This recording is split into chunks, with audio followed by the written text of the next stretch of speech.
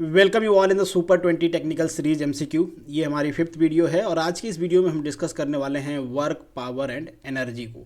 ये जो work power and energy है ये आपके सिलेबस में तो रहता है। इसके अलावा जो जनरल एग्जाम्स होते हैं वहाँ पे भी एज अ रीजनिंग क्वेश्चन इससे क्वेश्चन आपसे पूछ लिए जाते हैं, तो काफ़ी इंपॉर्टेंट है एग्जाम पॉइंट ऑफ व्यू से।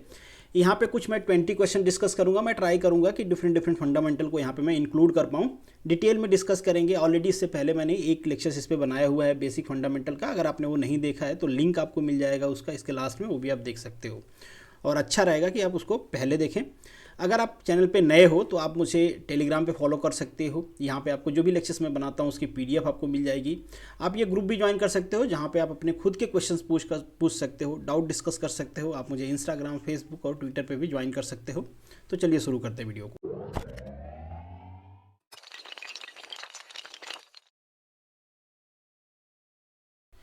जो फर्स्ट क्वेश्चन है आपका बेसिक फंडामेंटल पे क्वेश्चन है। मैं चाहूंगा कि एक बार वीडियो को पॉज करके आप इसको खुद से सॉल्व करें। अगर आपके फंडामेंटल क्लियर है तो आप इसको इजीली सॉल्व कर पाओगे। एक बार क्वेश्चन को आप रीड कर लेना। मैं क्वेश्चन रीड नहीं कर रहा हूं, डायरेक्टली बता देता हूं ये पूछना क्या चाह रहे हैं। ये कह रहे हैं आपके पास दो बॉल है, ये बॉल ए हो गई, ये बॉल बी हो गई। दोनों की हाइट क्या है? सेम है, एक ही हाइट पे है। एक बॉल को क्या किया जा रहा है, एक इंक्लाइंड प्लेन पे छोड़ा जा रहा है और दूसरे बॉल को सिंपली नीचे ड्रॉप कर दिया जा रहा है फ्री फॉल पे। दोनों का अर्थ सरफेस तो सेम ही रहेगा, किसी के लिए चेंज होने वाला नहीं है। हम ये समझ लेते हैं कि हॉरिजॉन्टल से जो इंक्लाइंड प्लेन है ब्लॉक ए के लिए ए को ड्रॉप किया जाता है इंक्लाइंड प्लेन पे। तो हम सपोज कर लेते हैं एंगल थीटा है। एंगल आप कुछ भी ले सकते हो, सब कुछ आपको अपने मर्जी से लेना है। और ये चूंकि सेम हाइट है तो हम इसको यहाँ से भी ड्रॉ कर देते हैं, थोड़ा सा आपको समझने के लिए आसानी रहेगी इसलिए यहाँ पे ड्रॉ कर रहा हूँ। दोनों बॉल आप सेम ले सकते हो, अलग ले सकते हो, वेट का कोई फर्क नहीं पड़ेगा। अगर आपको लगता है वेट का फर्क पड़ेगा तो आप थोड़ा सा इसको सोच के देखना कि अगर दोनों बॉल अगर डिफरेंट वेट की होती हैं तो क्या हीटिंग टाइम चेंज हो जाएगा इनका, अगर दोनों को सिंपली ड्रॉप किया जा रहा है। तो ये एक सिंपल क्वेश्चन है, इसी के फंडामेंटल पे है। इसका जवाब आप कमेंट बॉक्स में दे सकते हो। अब क्या करना है, आपको सिंपली फाइंड आउट करना है। दो चीज फाइंड आउट करना है अकॉर्डिंग टू द क्वेश्चन। क्योंकि हीटिंग वेलोसिटी के बारे में भी दिया है तो आपको वेलोसिटी भी फाइंड आउट करना है कि जो हीटिंग वेलोसिटी होगी दोनों ब्लॉक की, ए की और बी की, वो दोनों क्या होगी। तो एक तो आपको वेलोसिटी फाइंड आउट करना है, दूसरा आपको हीटिंग टाइम मतलब टीएच मतलब हीटिंग टाइम आपको फाइंड आउट करना है। ये दोनों फाइंड आउट करने के लिए आपको क्या करना है, सिंपल एनर्जी कंजर्वेशन लगाना है। ऑलरेडी एनर्जी कंजर्वेशन पे इससे पहले मैंने वीडियो बनाया था तो इजीली आप लगा सकते हो। एनर्जी कंजर्वेशन लगाते हैं। अब हम पोटेंशियल एनर्जी की बात करें, सपोज कर लेते हैं कुछ भी मास ले लो आप, इससे कोई प्रॉब्लम होने वाला है नहीं। इसका मास m1 ले लो, m2 ले लो, कुछ फर्क नहीं पड़ने वाला। तो जो भी यहाँ पे पोटेंशियल एनर्जी होगी, सपोज हम ब्लॉक ए की बात करते हैं तो यहाँ पे पोटेंशियल एनर्जी क्या हो जाएगी, m1 GH। ठीक है, हाइट दोनों के लिए सेम है। और यही पोटेंशियल एनर्जी किस में कन्वर्ट होगी, कैनेटिक एनर्जी में कन्वर्ट होगी। इसमें कोई प्रॉब्लम है क्या? नहीं है। क्यों? क्योंकि ये स्मूथ सरफेस है। अगर फ्रिक्शन होता तो क्या होता, तो ये केस चेंज हो जाती। क्योंकि कुछ एनर्जी जो है पोटेंशियल एनर्जी वो फ्रिक्शन को काउंटर करने में चली जाती, बट अभी के लिए यहाँ पे फ्रिक्शन नहीं है। तो टोटल जो कैनेटिक पोटेंशियल एनर्जी है वो कैनेटिक एनर्जी में कन्वर्ट होगी। कैनेटिक एनर्जी मतलब जब ये यहाँ पे हीट करेगा उस टाइम पे पोटेंशियल एनर्जी जीरो होगी, तो total potential energy kinetic energy में कन्वर्ट हो गई रहेगी। बहुत ही सिंपल, समझ में आ रहा होगा आप सभी को। तो this is half m1 v1 square मान लेते हैं, सॉरी v1 लिखते हैं। तो अगर आपको कंफ्यूजन हो रहा है तो दोनों को ए कर लो, कोई प्रॉब्लम नहीं है। ये कैंसिल आउट हो गए भाई साहब, कोई फर्क पड़ने वाला नहीं है। v ए की वेलोसिटी जो हीटिंग वेलोसिटी है क्या आ गई, √2GH। कोई प्रॉब्लम हुआ नहीं। सिमिलर चीज यहां पे भी हम लगा देते हैं। यहां पे क्या हो जाएगी, पोटेंशियल एनर्जी MBGH।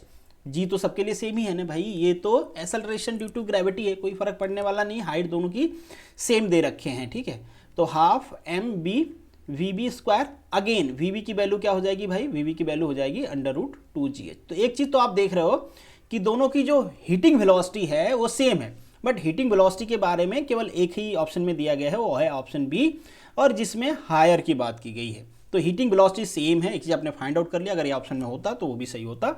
दूसरा फाइंड आउट करते हैं टाइम। अगर आपने हीटिंग वेलोसिटी फाइंड आउट कर लिया तो आप सिंपली फाइंड आउट कर सकते हो। यहाँ पे देखो कॉमन सेंस लगा के कौन सा ऑप्शन सही होगा, बाकी मैं प्रूफ भी बता दूंगा। कॉमन सेंस क्या कहता है, अगर ये h है और ये इसका हाइपोटेनियस है और ये एक राइट एंगल टेंगल है तो ये हमेशा क्या होगा, इससे तो ज्यादा होगा। बहुत ही सिंपल बात है। और एक ब्लॉक यहां से आ रहा है, वेलोसिटी सेम है, इसकी वेलोसिटी सेम है, कोई दूसरे फोर्स नहीं है, वेलोसिटी सेम है। ये डिस्टेंस d है और डी हमेशा एच से ज़्यादा होगी। बहुत ही सिंपल। तो टाइम जो लगेगा, अगर हम टी ए की बात कर रहे हैं तो डी बाई वेलोसिटी तो सेम ही होने वाली है, और टी बी की बात करें तो ये एच है, एच बाई ये जो भी वेलोसिटी, तो दोनों के केस में सेम ही है। तो आप देख रहे हो अगर डी ज़्यादा है भैया तो जो हीटिंग ब्लॉक बी ए है उसको टाइम ज़्यादा लगेगा और इसको ये जल्दी हिट करेगा। तो कौन सा पहले हिट करेगा? ब्लॉक बी जो है वो पहले हिट करेगा। तो बहुत ही सिंपल आपका ऑप्शन हो जाएगा यहाँ पे D, block B will be hit the ground earlier. ये तो एक सिंपल फंडा हुआ है, इसके दूसरे तरीके से भी आप लगा सकते हो, ये मैं पूरा नहीं लगाऊंगा, आप इसको एक बार ट्राई करना। इसको आप कैनेमेटिक्स इक्वेशन से भी लगा सकते हो। एस इक्वल टू क्या होता है भाई? एस इक्वल टू होता है U T half G T square. बहुत ही सिंपल। जी एक का आप ए ले लो और एक के लिए आप बी ले लेना, बहुत ही सिंपल। ये दोनों के लिए जीरो है भाई, इनिशियल वेलोसिटी कुछ भी नहीं है, दोनों सेम हाइट पे रखे गए हैं, दोनों को जीरो। अब यहाँ पे देखो आप, जो जी है वो दोनों के लिए सेम है या चेंज है, यहीं पे आपको कंफ्यूजन होगा। कुछ लोग कहेंगे जी दोनों के लिए सेम है, जी हमेशा डाउनवर्ड डायरेक्शन में लगता है, तो जी दोनों के लिए सेम नहीं है माय डियर फ्रेंड। ये इंक्लाइन प्लेन पे है तो यहाँ के लिए जो जी लगेगा, हम चूंकि इस डायरेक्शन के फोर्स की बात कर रहे हैं तो यहाँ पे जो जी लगेगा, एक तो जी डाउनवर्ड डायरेक्शन में लगेगा, इधर आ जाएगा ये एंगल थीटा, ये थीटा तो ये थीटा, तो ये हो जाएगा जी साइन थीटा, और ये हो जाएगा ये हो जाएगा जी कॉस थीटा, और ये हो जाएगा जी साइन थीटा।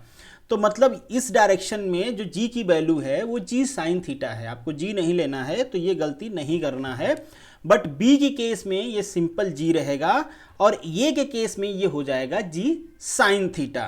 तो यहां से भी आप वैल्यू फाइंड आउट कर सकते हो। एक जो मैंने आपसे क्वेश्चन पूछा था कि अगर दोनों को फ्री फॉल किया जाता है, दोनों को सिंपली नीचे ड्रॉप किया जाता है और दोनों का वेट अलग अलग है, तो कौन पहले हिट करेगा? सिंपल क्वेश्चन है, आप सभी शायद जानते भी होंगे। यहाँ पे आप देख रहे हो दोनों का मास अलग अलग भी है, दोनों का वेट अलग अलग भी है, तो वेट यहाँ पे कोई रोल प्ले नहीं करता है। अगर दोनों को फ्री फॉल किया जा रहा है, रेजिस्टेंस, एयर रेजिस्टेंस अगर वहाँ पे जीरो है तो दोनों सेम हाइट पे, मतलब सेम हाइट से अगर दोनों को जमीन पे गिराया जाता है तो एक का वेट हल्का होगा, ज़्यादा होगा, तो भी दोनों सेम टाइम पे हिट करेंगे। एनर्जी कंजर्वेशन से भी आप देख लो और इस इक्वेशन से भी आप देख लो, कोई प्रॉब्लम होने वाली नहीं है। मास इसमें रोल पे नहीं करता है। बहुत सारे लोग फट से आंसर देते हैं कि जो हैवी होगा वो पहले हिट करेगा। हाँ, कुछ लोग कहेंगे कि प्रैक्टिकल लाइफ में वहाँ पे थोड़ी तो एयर रेजिस्टेंस रहती है तो इस वजह से प्रॉब्लम होगा। हम आइडियल केसेस डिस्कस कर रहे हैं, एयर रेजिस्टेंस को हम यहाँ पे निगलेक्ट लेके चलते हैं। एयर रेजिस्टेंस से बहुत ज़्यादा फर्क पड़ता नहीं है। तो उम्मीद करता हूँ इस क्वेश्चन को आप सॉल्व कर लोगे, ज़्यादा प्रॉब्लम नहीं होगी। ये बी के केस में आप लिख लेना तो ये बी हो जाएगा, और ऐसे ही ए के केस में आप लिखोगे तो बस आपको चेंज क्या करना है, हाफ जी साइन थीटा और ए टी ए स्क्वायर लिख लेना है, और कोई टेंशन वाली बात नहीं है। यहाँ पे आप एस ए की वैल्यू कैसे निकालोगे ये भी मैं बता देता हूँ। एच की वैल्यू दिया हुआ है, ये एस बी की वैल्यू एच दिया हुआ है, और चूंकि ये ट्रायंगल है तो आपको एक रिलेशन मिल जाएगा। तो अगर ए सी की वैल्यू, ये हमने क्या लिया है, सी लिया है ना, तो यहाँ से आपको ए सी की वैल्यू फाइंड आउट करना है। तो ए सी इक्वल टू क्या हो जाएगा, this into sine theta. Very simple, sine theta equal to क्या होता है, that is A B, A B ये बी है तो A B divide by A C, और ए सी ये, तो ये एच बाई साइन थीटा हो जाएगा। तो सिंपली यहाँ पे जो एस ए की जगह पे है वो आप H by sine theta substitute कर देना। जब आप पूरा कैंसिल करोगे अगेन आपको सेम चीज़ मिलेगी। यहाँ पे मैं आपको वैल्यू बता देता हूँ कि वैल्यू क्या आएगी। तो अगर आप T1 फाइंड आउट करोगे सारा चीज़ सब्स्टिट्यूट करके, तो जो T1 की वैल्यू आएगी that is under root 2h g sine square theta, ये साइन स्क्वायर थीटा है। इसी तरीके से TB की जो वैल्यू आएगी that is under root 2h by g. तो यहाँ से भी आप कंपेयर कर सकते हो, क्योंकि ये दोनों में सेम है, 2h बाई जी सेम है। और साइन की वैल्यू कहाँ से कहाँ तक लाई करती है, साइन की मैक्सिमम वैल्यू होती है 1। अगर इसकी मैक्सिमम वैल्यू होती 1 होती, ये दोनों क्या हो जाते, सेम हो जाते। मतलब दोनों को अगर फ्रीली ड्रॉप किया जाता, ऊपर से इंक्लाइंड नहीं किया जाता, तो दोनों सेम टाइम पे हिट करते। बहुत ही सिंपल, पहले भी हमने डिस्कस कर लिया। बट ये इंक्लाइंड है, साइन की वैल्यू कम होगी, जब ये पूरी वैल्यू कम होगी उसका स्क्वायर और कम होगा, डिवाइड करोगे इस पूरी की वैल्यू बढ़ जाएगी। मतलब जो 1 ब्लॉक है, ए ब्लॉक है, उसकी हिटिंग टाइम ज़्यादा होगी as comparison to B block. B block पहले हिट करेगा। बहुत ही सिंपल क्वेश्चन था। नेक्स्ट जो आपका क्वेश्चन है, a particle of mass 20 gram is thrown vertically upward with the speed of 10 metre per second, find the work done by the force of gravity during the time of particle goes up. ठीक है, तो ऊपर जो गया है उसके लिए आपको फाइंड आउट करना है। एक चीज तो आप समझ लो, जो ग्रेविटी फोर्स है वो डाउनवर्ड डायरेक्शन में लगेगा, कितना लगेगा भाई, mg, और जो डिस्प्लेसमेंट हो रहा है वो ऊपर हो रहा है। कितना डिस्प्लेसमेंट हुआ यहाँ पे आपको मेंशन नहीं किया है, ठीक है। तो जो भी हुआ, मान लीजिए h हुआ, डिस्प्लेसमेंट ऊपर है, फोर्स नीचे है, तो वैल्यू क्या आएगी, यहाँ से सिंपल पता चल रहा है वैल्यू निगेटिव आएगी। तो दो ऑप्शन तो आप इजिली कट कर सकते हो, ठीक है। बचे दो ऑप्शन, तो दोनों आपको सॉल्व करने पड़ेंगे क्योंकि काफ़ी क्लोज हैं, एक पॉइंट का डिफरेंस है। तो कैसे सॉल्व करेंगे भाई, W इक्वल टू क्या होता है, FS होता है, बहुत ही सिंपल। और फाइनल आपको अगर हाइट फाइंड आउट करना, डिस्प्लेसमेंट तो फाइंड आउट करना पड़ेगा ना, कितने हाइट तक गई ये फाइंड आउट करना पड़ेगा आपको। और ये आपसे पूछ भी रहे हैं, मैक्सिमम के लिए पूछ रहे हैं ना, मैक्सिमम पूछ रहे हैं, मतलब वहाँ पे मैक्सिमम पे किसी बॉल को आप ऊपर थ्रो करते हो तो एक टाइम पे वो रुकता है, पीक वैल्यू होती है, वहाँ पे उसकी वेलोसिटी क्या हो जाएगी, 0 हो जाएगी। तो यहाँ से आप फाइंड आउट कर सकते हो कौन सा फॉर्मूला, काइनेमेटिक इक्वेशन। तो V फाइनल स्क्वायर, मतलब हम ये लिख सकते हैं V2 का square U1 square minus 2GS, ये simple. Initial velocity, final velocity क्या हो गई, 0 हो गई। इसको इधर ले आते हैं तो सिंपली अगर हम U की वैल्यू यहाँ पे सब्स्टिट्यूट करें, ये 2GS है, तो हमको यहाँ पे S मिल जाएगा। S इक्वल टू कितना हो जाएगा, U square by 2G। U की वैल्यू कितनी आपको दिया गया है, 10 दिया गया है, कितना हो जाएगा, 100 हो जाएगा, डिवाइडेड बाई 2। G की वैल्यू 10 है, ये कैंसिल आउट हो जाएगा, तो टोटल आपको 5 मीटर, मतलब 5 मीटर हाइट तक ये गए होंगे। अब आपको वर्क फाइंड आउट करना है, बहुत ही सिंपल, सारा कुछ आपको पता चल जाएगा।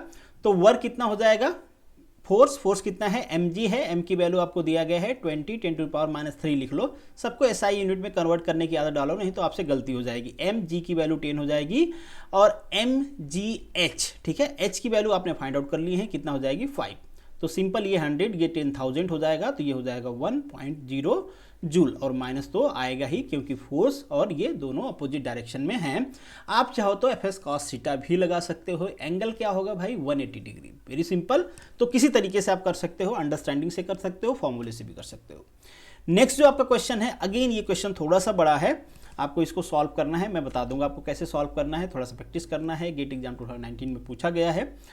ए ball of mass 3 kg moving with the velocity of 4 metre per second undergoes the perfectly elastic central impact with the stationary ball of mass m. After impact is over, the kinetic energy of 3 kg mass is this, मतलब 6 joule. The possible value of mass, तो आपको find out करना है, mass find out करना है second ball की। Simple question है, again एक बॉल है ये, एक बॉल है ये, इसका मास आपको दिया है m, इसका मास आपको दिया है 3 kg, इसकी इनिशियल वेलोसिटी भी आपको दे रखी है, that is 4 metre per second.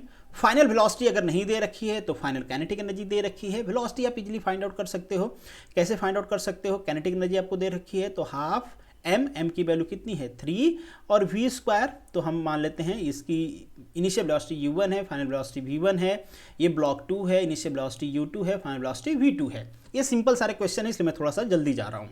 तो ये क्या हो जाएगा, v1 स्क्वायर इक्वल टू 6, ठीक है, ये इधर मल्टीप्लाई हो जाएगा, इधर तो इन शॉर्ट मतलब v की वैल्यू आपको 2 आ गई।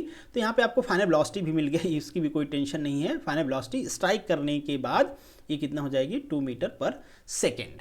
अब आपको फाइंड आउट क्या करना है, यहाँ पे मास फाइंड आउट करना है। इसकी इनिशियल वेलोसिटी तो 0 है, एक तो मास फाइंड आउट करना है, एक अननोन इसकी वेलोसिटी है, इसकी वेलोसिटी हमको नहीं पता है। इलास्टिक कोलिजन है, ई की वैल्यू क्या होगा, coefficient of restitution, that is 0 नहीं 1 होगा, ठीक है। इन इलास्टिक परफेक्टली इनइलास्टिक होता है तो 0 होता है।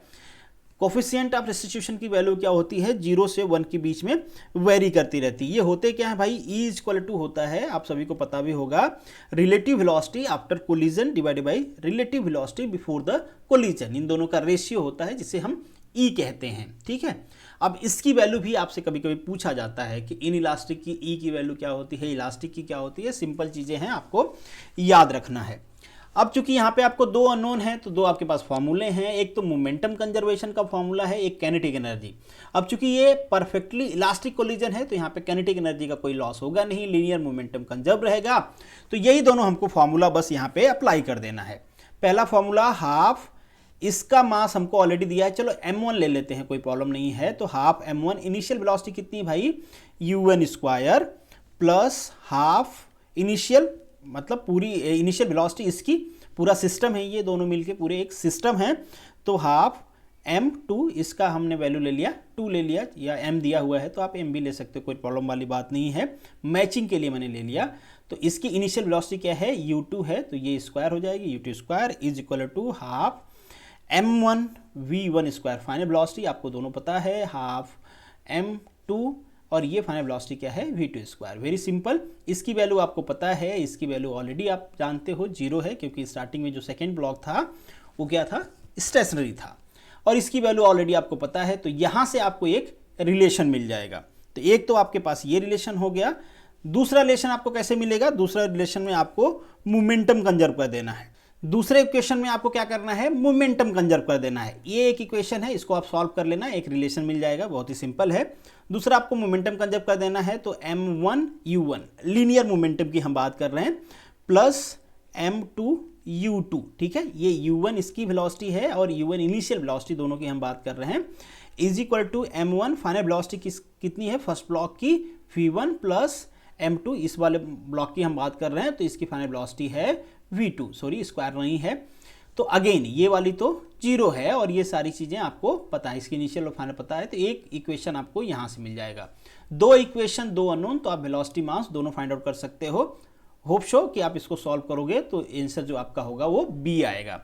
ई की वैल्यू भी यहाँ पे आप लगा सकते हो। जो ई की वैल्यू है वो क्या होती है, relative velocity after collision divided by relative velocity before the collision, वो वाला भी फॉर्मूला आप लगा सकते हो। तो दोनों से सॉल्व करोगे तो यहाँ पे जो आपका ऑप्शन आएगा वो बी आएगा।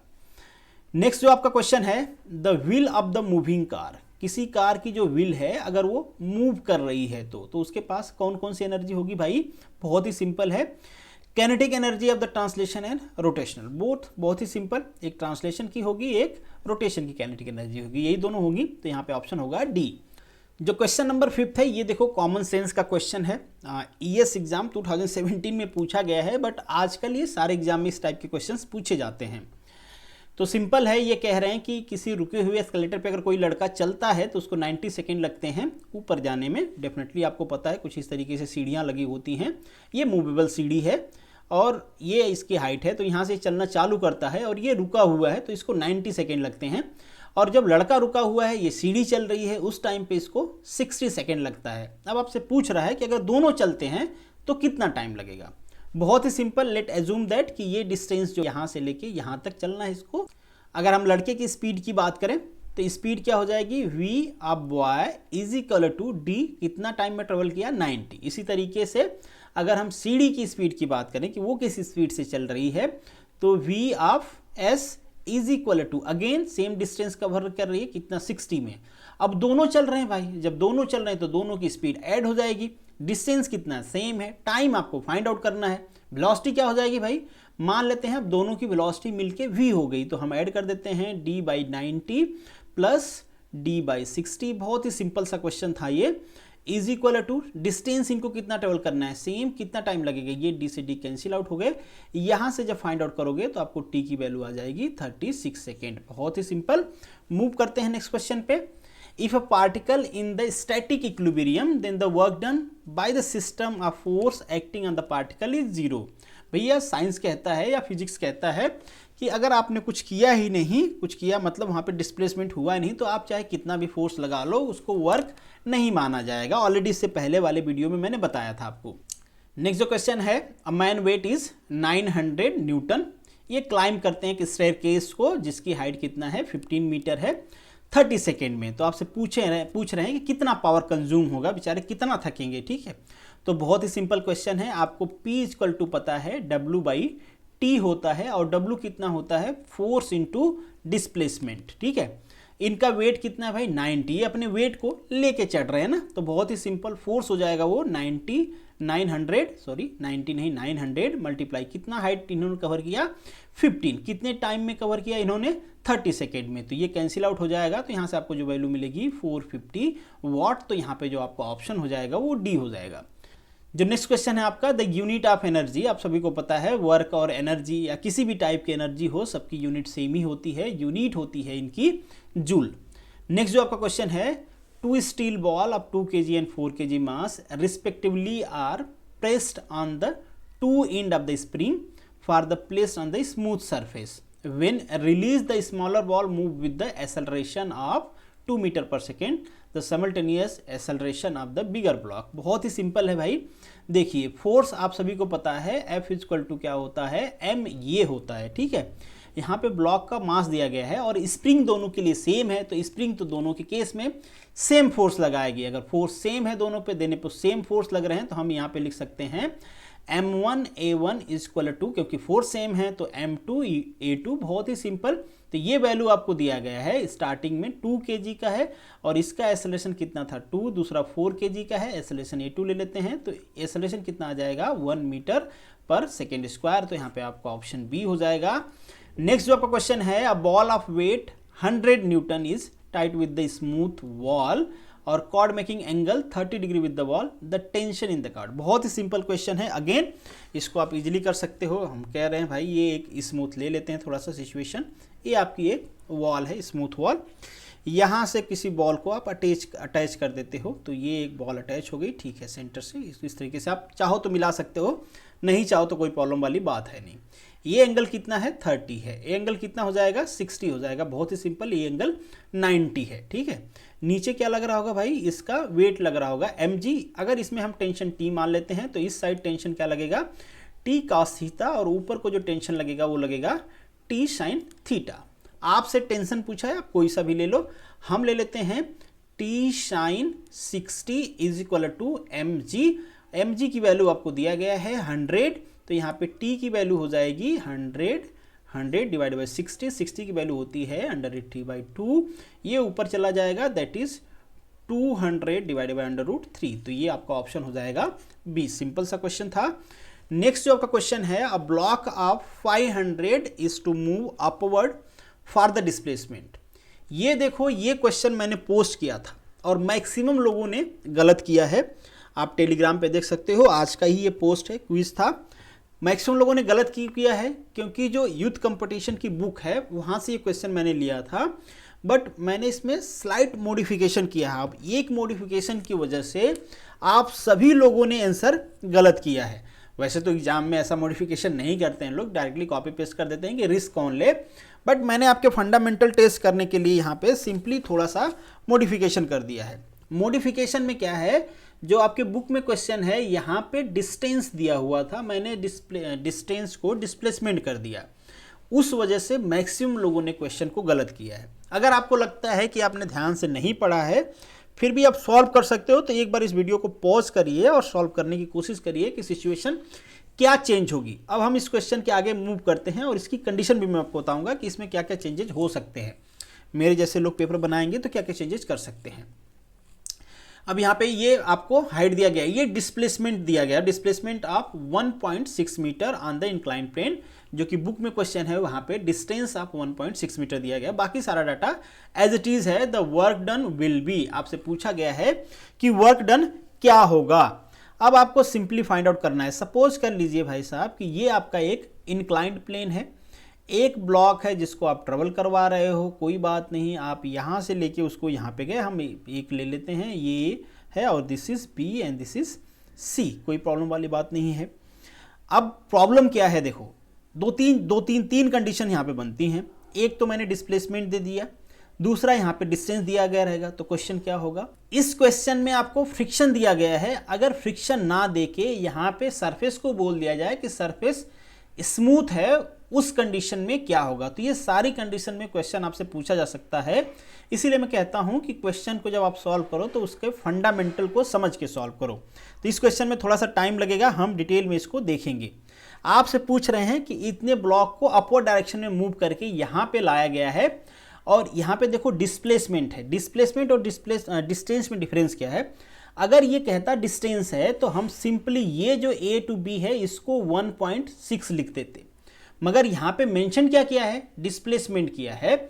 अगर कोई पॉइंट यहाँ से यहाँ गया तो जो डिस्प्लेसमेंट होता है वो शॉर्टेस्ट डिस्टेंस होती है, और ये जो सरफेस है अर्थ सरफेस, ये दोनों के लिए सेम रहेगा और शॉर्टेस्ट डिस्टेंस यहाँ पे ये है। तो उस केस में जब डिस्प्लेसमेंट वर्ड यहाँ पे आ गया है तो ये वाली हाइट आपको दिया, ये डिफरेंस आ गया।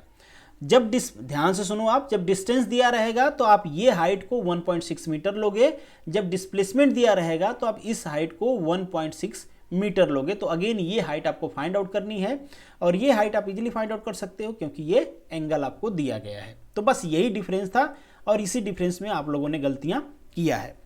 अब फाइंड आउट करते हैं, चूंकि यहाँ पे डिस्प्लेसमेंट दिया है तो हम डिस्प्लेसमेंट के हिसाब से फाइंड आउट करेंगे।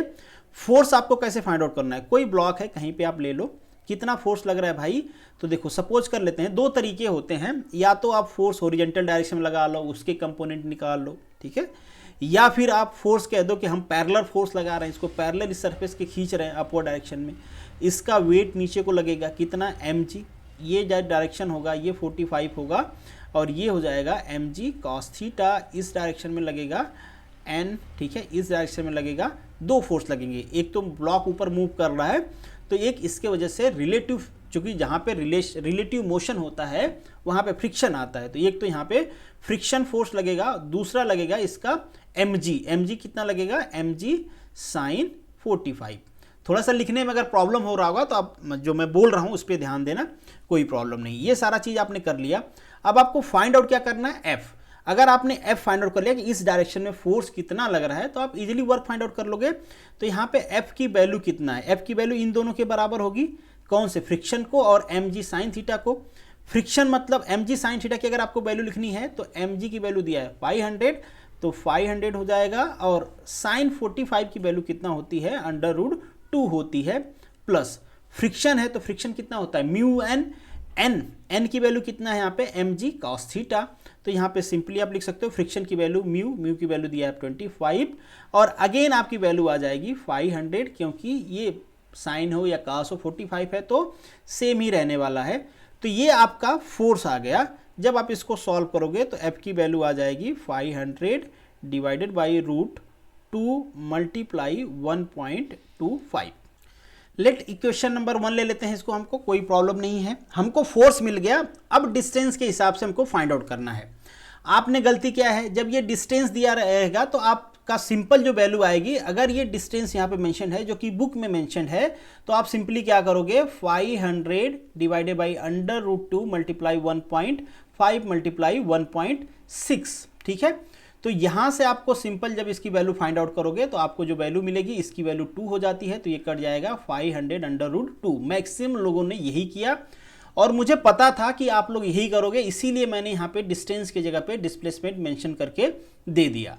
अब चूंकि ये डिस्टेंस, ये डिस्प्लेसमेंट है मतलब ये हाइट आपको दिया गया है, ये हाइट आपको फाइंड आउट करनी है, तो ये हाइट आप इजीली फाइंड आउट कर लोगे। ये ए बी मैंने लिखा है, तो यहाँ पे हो जाएगा sin 45 इज इक्वल टू 1.6 ये वाली height divided by A B.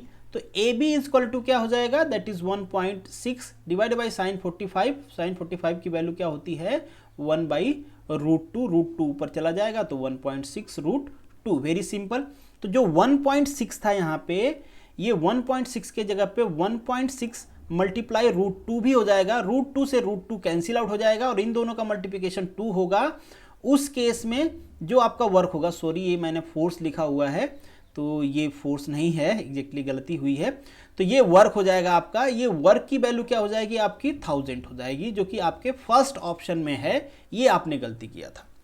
एक कंडीशन और मैं आपको बता देता हूं, यहाँ पे फ्रिक्शन है, अगर फ्रिक्शन नहीं रहता, फ्रिक्शन किस टाइप का फोर्स होता है, नॉन कंजर्वेटिव फोर्स होता है, मतलब फ्रिक्शन में जो एनर्जी लॉस हो गई वो वापस से उसको रिकवर आप नहीं कर सकते, वो लॉस हो गई तो हो गई। अगर ये फ्रिक्शनलेस सरफेस है और आपने वर्क करके यहाँ पे इसको लाया है तो बहुत ही सिंपल है भैया, mgh लगा लो, mgh इजीली फाइंड आउट कर लोगे आप कि कितना एनर्जी है, तो जो mgh की एनर्जी होगी वही आपका वर्क होगा। Very simple. तो सिंपल, अगर ये फ्रिक्शनलेस है तो वर्क कितना हो जाएगा भैया, जितना आपने पोटेंशियल एनर्जी इसमें स्टोर किया होगा। अभी क्या हो रहा है, पोटेंशियल एनर्जी तो इसमें स्टोर हो रही है, उसके साथ साथ फ्रिक्शन की वजह से कुछ वर्क लॉस भी हो रहा है, उसको भी हमको यहाँ पे कंसिडर करना है। अगर फ्रिक्शन नहीं होता, जो वर्क की वैल्यू अगर आपसे पूछता तो वो कितना होता है mgh होता। तो ये बेसिक्स फंडामेंटल हैं, आपको पता होना चाहिए। नेक्स्ट जो क्वेश्चन है, a ball is thrown up, the sum of kinetic and potential energies will maximum at, हर टाइम पे मैक्सिमम होगी। काइनेटिक एनर्जी पोटेंशियल एनर्जी में कन्वर्ट होती है अगर एयर रेजिस्टेंस नहीं है तो, अगर और पोटेंशियल एनर्जी काइनेटिक एनर्जी में कन्वर्ट होती है, तो कहीं पे पोटेंशियल एनर्जी में लॉस हुआ तो वो टोटली काइनेटिक एनर्जी आ जाएगी, तो हर टाइम मैक्सिमम रहेंगी ये। तो यहाँ पे जो आपका ऑप्शन होगा वो डी होगा। ये सारा चीज़ ब्लैंक इसलिए है कि जब आप प्रिंट करते हो तो यहाँ पे आप अपने हिसाब से एक्सप्लेनेशन लिख लेना हर क्वेश्चन का। नेक्स्ट जो क्वेश्चन है, when a body slide against the rough horizontal surface the work done by the friction is, friction का वर्क डन कैसा होता है, नेगेटिव होता है। अगर वो स्लाइड कर रही है कहीं पे भी स्लाइड करे, ठीक है, इंक्लाइंड हो, प्लेन हो, हॉरिजॉन्टल हो, कैसे भी है, तो जिस साइड वो स्लाइड कर रही होगी, रिलेटिव मोशन के अपोजिट डायरेक्शन में क्या होता है, फ्रिक्शन होता है। फ्रिक्शन हमेशा अपोजिट डायरेक्शन में ही लगता है, सभी को पता है। तो डिस्प्लेसमेंट के अपोजिट डायरेक्शन में फोर्स है, तो क्या होगा, वर्क नेगेटिव होगा। नेक्स्ट जो क्वेश्चन है आपका 14, यहाँ पे दो बॉल हैं, दोनों को मास सेम है। एक बॉल जो है स्टार्टिंग में स्टेशनरी है, दूसरा ब्लॉक जो है ए वो फॉल हो रहा है हाइट h से, एक दूसरे को स्ट्राइक करते हैं। और ये स्ट्राइक आपको ध्यान देना है परफेक्टली इलास्टिक इम्पैक्ट है। अगर इलास्टिक इम्पैक्ट परफेक्टली इलास्टिक है और मास सेम है तो velocity before impact is equal to क्या होता है, वेलोसिटी आफ्टर इम्पैक्ट। तो बिफोर इम्पैक्ट की बात करें तो वेलोसिटी ये की क्या हो जाएगी, √2gh, और दूसरा स्टेशनरी है तो vb इक्वल टू क्या हो जाएगी, 0। और आफ्टर इम्पैक्ट की बात करें तो जो vb हो जाएगा वो √2gh हो जाएगा, और va की वैल्यू क्या हो जाएगी, 0। जो हिट करेगा उसकी वैल्यू क्या हो जाएगी, 0। तो velocity of ball a equal to 0, ये आपने पढ़ा होगा आई थिंक। इम्पैक्ट, ये सिंपल चीजें हैं। नेक्स्ट जो आपका क्वेश्चन है, the coefficient of restitution of the perfectly elastic impact. Perfectly elastic है तो उसकी वैल्यू ए होगी, परफेक्टली इन इलास्टिक या प्लास्टिक है तो उसकी वैल्यू क्या होती है, 0 होती है। ये दोनों चीज़ आपको याद रखना है। नेक्स्ट जो क्वेश्चन है, अ मास m is release from the rest of slide so, यहाँ पे दिखाया गया है आपको। तो आपसे पूछा गया है यहाँ पे the velocity of mass at the bottom of the bowl is. यहाँ पे बताया गया है कि कोई फ्रिक्शन नहीं है, मतलब कोई एनर्जी लॉस नहीं होगी। तो यहाँ पे हमारे ब्लॉक के पास पोटेंशियल एनर्जी होगी, कितना होगी भाई, mgh। बहुत ही सिंपल, और यही mgh वेलोसिटी में कन्वर्ट हो जाएगी तो v1 स्क्वायर मान लेते हैं जो भी है, तो m से m कैंसिल हो जाएगा तो √2gh हो जाएगा। तो यहाँ पे ऑप्शन होगा आपका C। बहुत ही सिंपल है। नेक्स्ट जो क्वेश्चन है, again a stone of mass, ये सारे चीज आप पढ़ लेना एक बार, बहुत ही सिंपल है। यहाँ पे अगेन आपको वर्क फाइंड आउट करना है। तो वर्क इक्वल टू क्या होता है, आप सभी को पता है, F इंटू एस होता है। और यहाँ पे जो फोर्स है ना वो फंक्शन है dx का, तो हम लिख लेते हैं भैया ये F इंटू dx। फोर्स किसका है, फंक्शन है dx का। तो बहुत ही सिंपल, कितना वैल्यू दिया गया है इसका दिया गया है 300x² dx। इंटीग्रेट कर देते हैं भाई, दो पॉइंट्स के बीच में कितना इलोंगेट किया गया है, 0 से लेके डिस्प्लेसमेंट कितना हुआ है, 0.1 तक। बहुत ही सिंपल है, ये सारी चीज़ें एक ही फंडामेंटल पे बेस्ड हैं, इसलिए फटाफट कर लो, ज़्यादा टाइम वेस्ट करना नहीं है। कोई डाउट होगा तो आप कमेंट बॉक्स में लिख सकते हो, ठीक है। तो ये कितना हो जाएगा 300, ये हो जाएगा x³ डिवाइडेड बाई 3। आपको लिमिट्स लिखनी है 0 to 0.1, ये 3 से कैंसिल हो गया, ये 100 हो गया।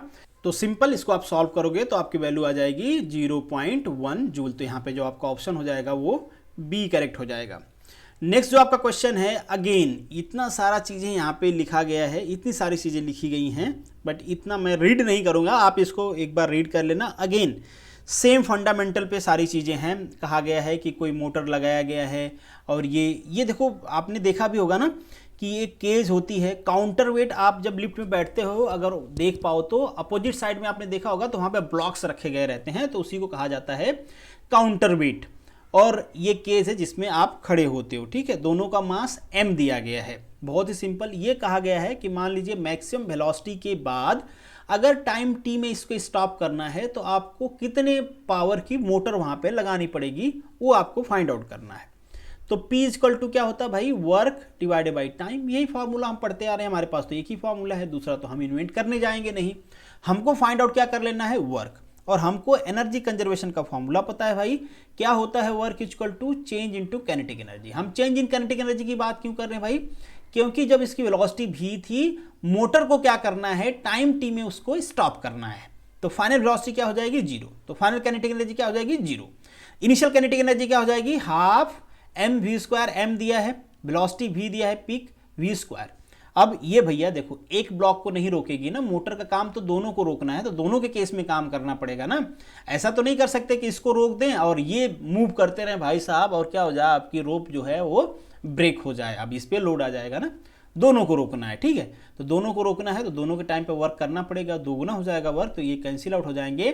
तो सिंपल mv², ये क्या हो गया, वर्क। और पावर फाइंड आउट करना है तो t से डिवाइड कर दो, t टाइम में रोकना है तो आपका जो आंसर आ जाएगा mv² बाई t। तो mv² बाई t, तो option C is correct. Next जो क्वेश्चन है, the rate of change of momentum take place in the direction. Rate of change of momentum होता क्या है भाई, एफ इज इक्वल टू मतलब dp by d t आपने पढ़ा होगा, मोमेंटम चेंज क्या होता है भैया, डीपी बाई डी टी आपने पढ़ा ही होगा ना। तो ये फॉर्मूला अगर पी की वैल्यू लिखें तो m v d by d t, ये एम बाहर आ जाएगा तो ये क्या हो जाता है, एम ए हो जाता है। और यही आप पढ़ते भी हो कि जो नेट फोर्स होता है किसी भी ब्लॉक पे, किसी भी सिस्टम पे, जो नेट फोर्स होता है वो उसके मास और एक्सेलरेशन के मल्टीप्लिकेशन के इक्वल होता है। न्यूटन साहब ने कहा था, मैं नहीं कह रहा हूँ। ठीक है, तो यहाँ पे आपसे पूछा गया है rate of change of momentum take place in the direction of force applied. भैया जिस डायरेक्शन में फोर्स लगाओगे उसी डायरेक्शन में आपको चेंज मिलेगा। तो यहाँ पे जो 19 नंबर है इसका ऑप्शन होगा ए। नेक्स्ट जो आपका क्वेश्चन है, if the momentum of the body is doubled, momentum को आप डबल कर देते हो, it's kinetic energy will be, kinetic energy 4 time हो जाएगी। यार कितनी सिंपल बात है। मोमेंटम मतलब होता है भैया P इक्वल टू होता है mv। देखो मास तो कांस्टेंट है, इसको तो डबल किया नहीं जा रहा है। अगर इसको डबल करना है पूरी क्वांटिटी को तो वेलोसिटी को डबल करनी पड़ेगी। और वंस वेलोसिटी डबल हुई भैया, तो वेलोसिटी अगर डबल हो गई तो काइनेटिक एनर्जी क्या होती है, हाफ एम वी स्क्वायर। और ये डबल हो गया, उसका डबल हो गया, उसके डबल का स्क्वायर हो गया, तो ये हो जाएगा 4 टाइम। तो यहाँ पे ऑप्शन होगा बी। और यहाँ पे जितनी चीज़ें हमने डिस्कस किया है उन सभी का आंसर है। This is the end of this video. उम्मीद करता हूँ चीज़ें आपको समझ में आई होंगी। नहीं समझ में आई हैं, कुछ ऊपर से चला गया, जल्दी हमने डिस्कस कर लिया, तो वीडियो को पॉज करके थोड़ा समझने की कोशिश करिए। स्टिल नहीं समझ में आ रहा है, कहीं पर भी आप मुझे मैसेज कर सकते हो, हर जगह मैं आपसे मिलूंगा। और अब वीडियो में मिलेंगे नेक्स्ट टाइम, तब तक के लिए all the best, good luck.